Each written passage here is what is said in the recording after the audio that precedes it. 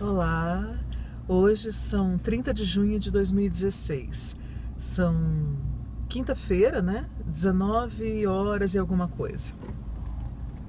Eu estou indo para o lançamento de um livro do Sakamoto, que, de acordo com a divulgação, terá também a participação do Jean Willis, o deputado federal, e eu estou super curiosa para ouvir a fala deles, se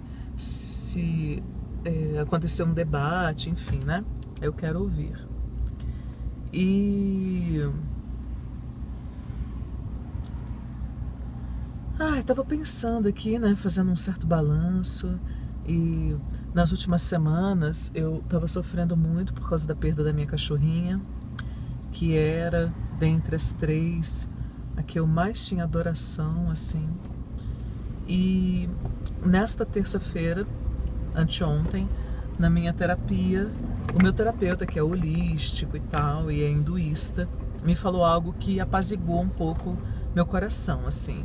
Ele falando que, de acordo com a crença deles, né, as almas seguem em evolução. Então, o caminho natural é a reencarnação, e se pode reencarnar como vegetal, mineral, animal, ser humano, que também é um animal, mas enfim, né, na nossa percepção seria um grau de evolução acima.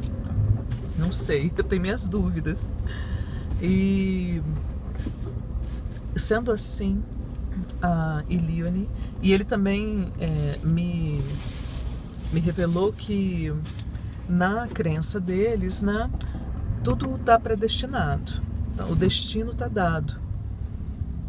Então, ela teria cumprido o tempo de vida dela aqui na Terra, que já estava predestinado, e que a minha negligência, né, em relação ao estado de saúde dela, não ter percebido que ela estava intoxicada, estava piorando, certamente fez parte, né, da realização desse destino. E se não fosse isso, teria sido de outra maneira, teria acontecido alguma outra coisa, mas de qualquer maneira ela teria falecido. Eu, por um lado, eu faço um esforço muito grande para não ser egoísta, né? Antes eu estava me sentindo muito culpada, todas as vezes que eu orava, eu queria muito que ela, onde quer que ela esteja, que ela compreendesse, que ela soubesse que eu a amo profundamente, que eu a amei, que a amo profundamente, aquele bebezinho lindo, e que ela me perdoasse, porque eu não havia percebido, e não havia sido por mal, mas por uma correria, por uma roda viva que já vinha de muito tempo, e se eu a negligenciei, eu pedi o perdão dela, né? E achava que já fazia uma autocrítica, achando isso egoísta, porque de certa forma não há como negar, né? Você está preocupado com a sua paz de espírito, né? Quando você quer tanto assim o perdão. E será que se está preocupado com a paz de espírito do outro, né? Da outra parte? Porque eu tinha também essa preocupação, tenho, né? Um desejo sincero de que ela esteja em algum lugar lindo, no paraíso dos cachorrinhos, assim, num lugar que seja só felicidade, amorosidade, como ela era, pura amorosidade. E aí, com essa conversa com a minha terapeuta, eu comecei a orar de uma maneira diferente, né? Desejando que a evolução dela transcorra da melhor maneira, que ela siga no caminho da evolução espiritual, e que eu tenho certeza que ela está, né, assim, ascendendo. Era muito amorosa, muito, muito inteligente, cuidava das irmãzinhas, né? Ela era muito diferente nesse sentido, o temperamento dela das outras.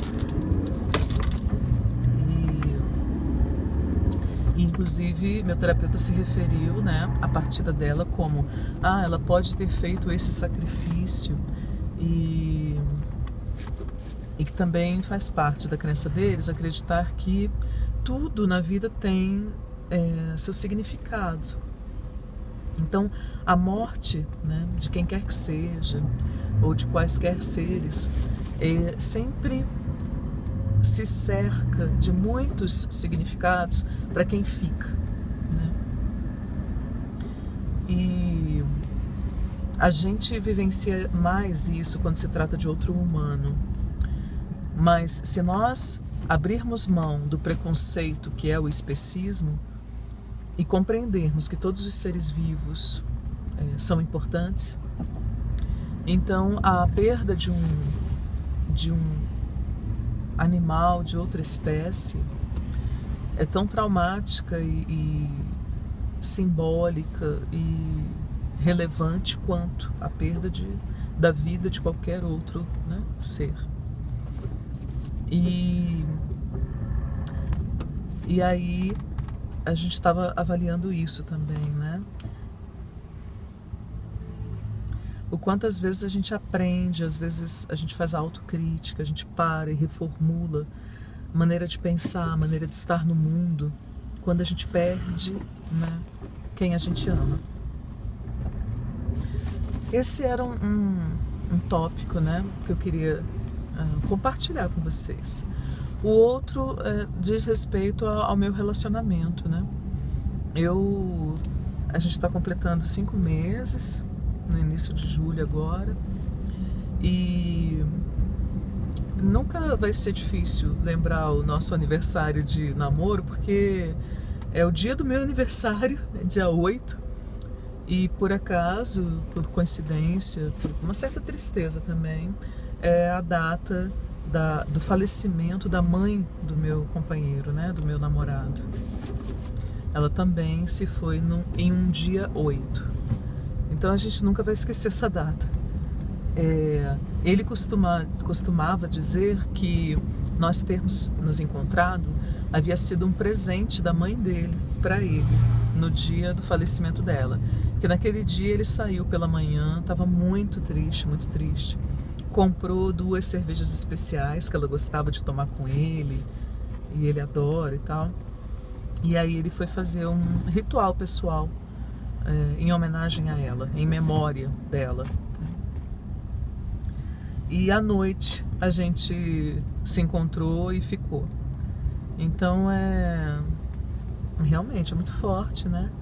E não significa, nós estamos completando 5 meses, não significa que tenha sido fácil. Curiosamente, nós ficamos no carnaval e todos sabemos, né? A imagem que nós temos, amor de carnaval, relacionamento, né, namorico de carnaval e tal. Mas a gente ficou no carnaval e ele continuou, né, ligando, procurando e tal, e a gente continuou se encontrando. Havia em mim uma ausência de expectativas total, justamente porque era carnaval, né? E eu achava assim, não, isso aqui... E aí eu acho que por isso eu fui levando de uma maneira muito leve, assim, muito tranquila, sem carências, né? E acho que aí ele se sentiu à vontade também, né? Mais tranquilo. E a gente foi ficando. E aí, quando a gente já estava namorando, nós tivemos diferenças, assim, sérias, né? Importantes. Como, por exemplo, quando ele encarou outras mulheres na minha frente, a gente brigou muito por isso. E hoje eu compreendo o seguinte, que para mim é inaceitável, é um comportamento inaceitável. E a gente quase terminou por causa disso, né? E aí nós tivemos sorte porque ele compreendeu que era inaceitável para mim e parou. Então ele parou com isso. Aí nós tivemos uma chance. Mas quase, assim, terminamos porque eu também a cada vez que esses episódios aconteciam, eu me desapaixonava dele.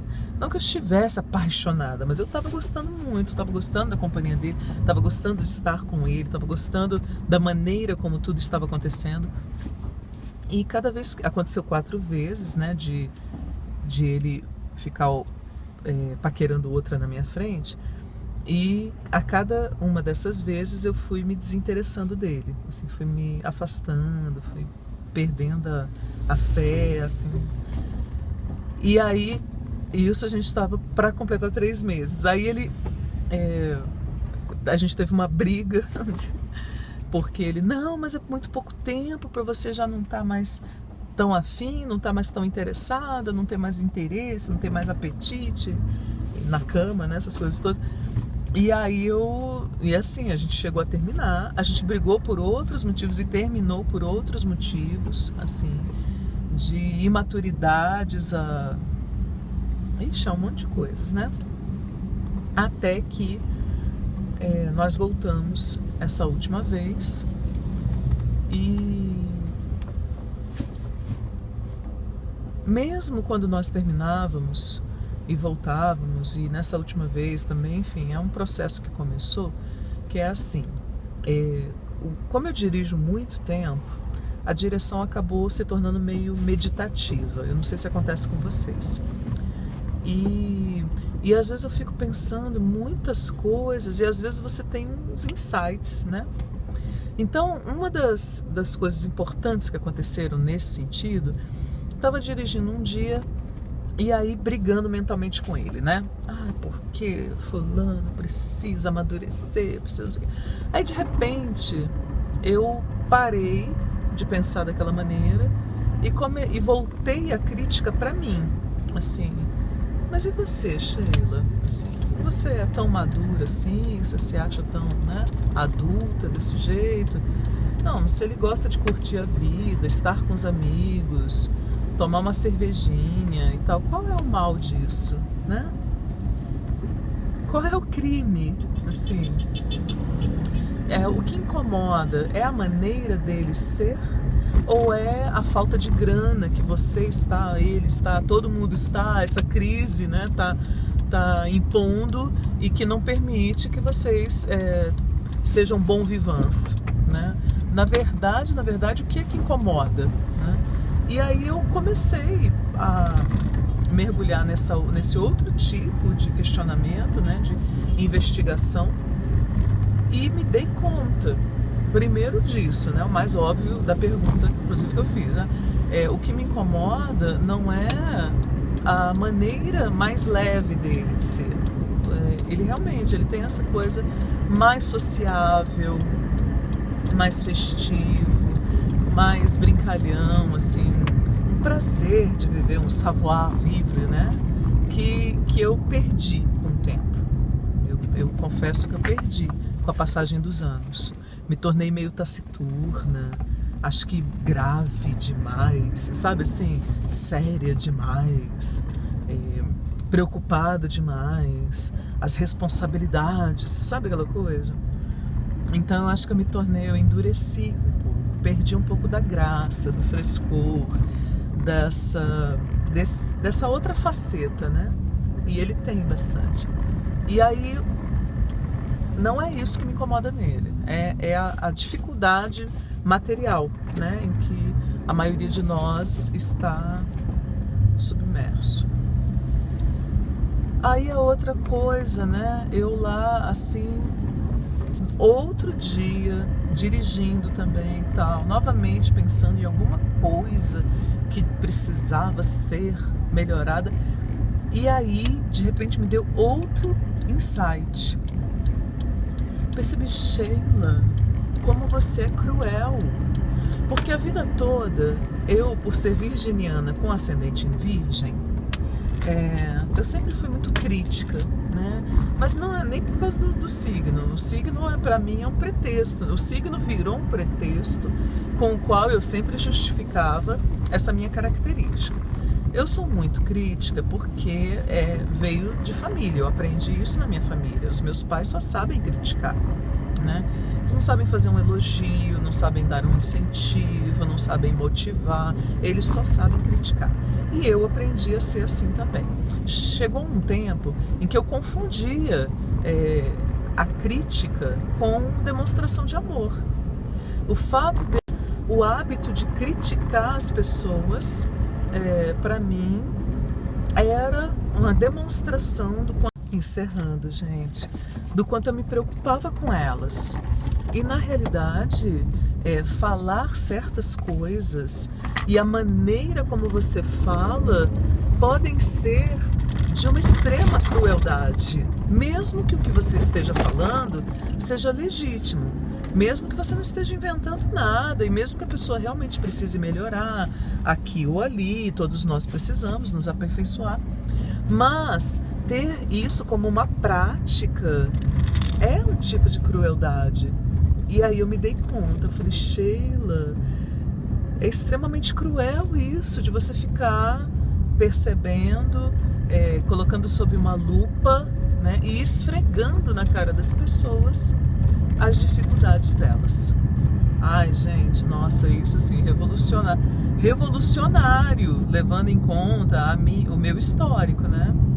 E tô digerindo até hoje. É ó, punk. Bom, eu vou concluir porque não tem mais espaço na memória do celular, né? Eu tenho que descarregá-lo. E também eu cheguei ao meu destino, vou estacionar aqui, vou ter que dar uma voltona para poder entrar no shopping. E essas artimanhas, né? O único estacionamento público aberto que não paga que tem é atrás, e aí eles cercam e não deixam nenhuma aberturazinha, nenhuma passagenzinha para o pedestre que vem dessa direção poder entrar no shopping. Eles obrigam a dar uma volta assim gigantesca, né, para poder entrar. Bom, gente, muita gratidão pela companhia, pela paciência. Quaisquer feedbacks serão bem-vindos aí nos comentários. Até a próxima.